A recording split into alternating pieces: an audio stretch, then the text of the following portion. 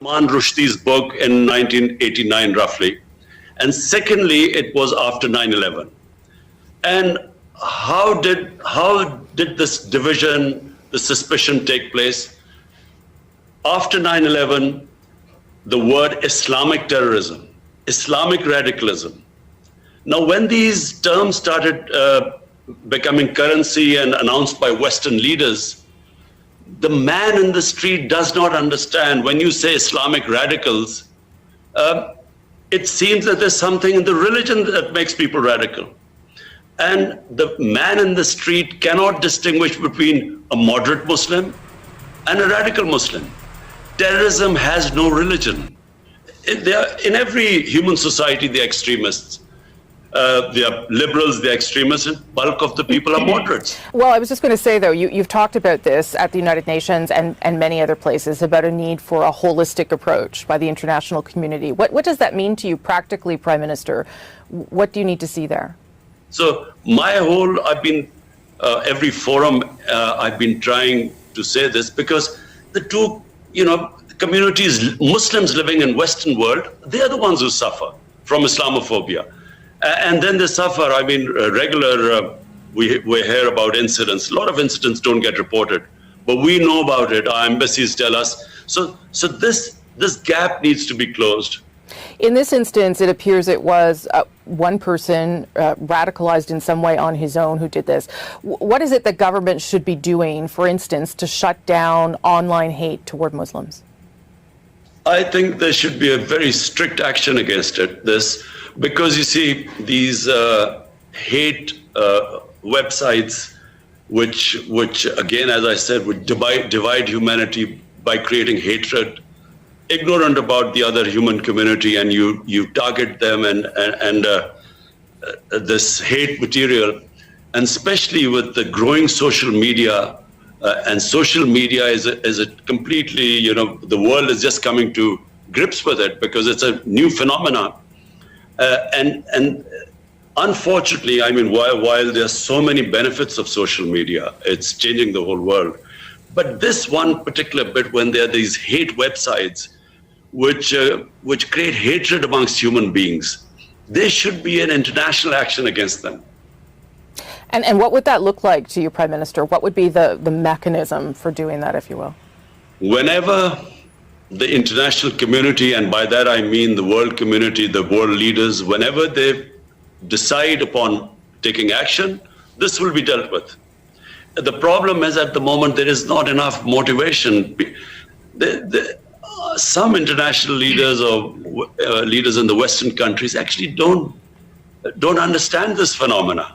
They too think that the Muslims are these weird people who have these weird customs and they need to be put in place. So it just needs to be brought together, and there has to be understanding, and this can be promoted by world leaders. Do you plan to reach out to Justin Trudeau to have a conversation about this? Yes, I will. I've had previous conversations with Justin Trudeau as well, and I have to say we mostly agree with most things. You may be aware, too, of a law in the province of Quebec here that bans public servants, teachers, judges, and others from wearing visible religious symbols, which obviously affects Muslims who wear the hijab, for instance. Quebec says this is a law about secularism. What do you make of that kind of law existing in Canada? I find this, secular extremism. It really is against, you see, the whole idea about idea behind secularism is liberalism. You want humans to basically, be free to express the way they want to be, as long as it doesn't cause pain and hurt to other human beings. That's how I understand what liberalism is.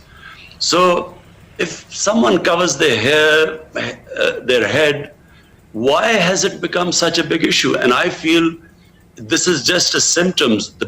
The main reason behind this becoming such an big issue is because of the way Islam is perceived. And that's why that understanding has to take place. And I also say one thing, Rosemary, that Muslim world also must, heads of Muslim states must be able to present their cases in world forums like the United Nations and the European Union. so to improve this understanding. And I actually do, people objecting to hijab or, sometimes, people with beards, although beards are now becoming very trendy, although shorter ones. So people objecting to this is quite bizarre for me because, again, I repeat, in the liberal Western democracies, why is this such a big issue? Unless the reason behind it is that there's actually fear of the other. There's a suspicion. They actually do believe that there's something in Islam that leads to radicalism and to extremism and to terrorism. And unfortunately, I repeat again, there are certain Western leaders who believe this. Right. You are speaking about Islam writ large, of course, but as you know, it is very diverse. There are many different groups of Muslims in the world. You have previously said, sir, that you are not aware of events happening in Xinjiang province in China. Canada's parliament has said what's happening to the Muslim minority Uyghurs there is a genocide. Why do you not advocate for those Muslims as you do for Muslims elsewhere? Let me just be clear, Rosemary. Number one, Islamophobia does not affect us Muslims living in Muslim countries. It only affects Muslim in Western countries. And because I know and spend time in Western society, I understand what they go through. So that's why I raise my voice.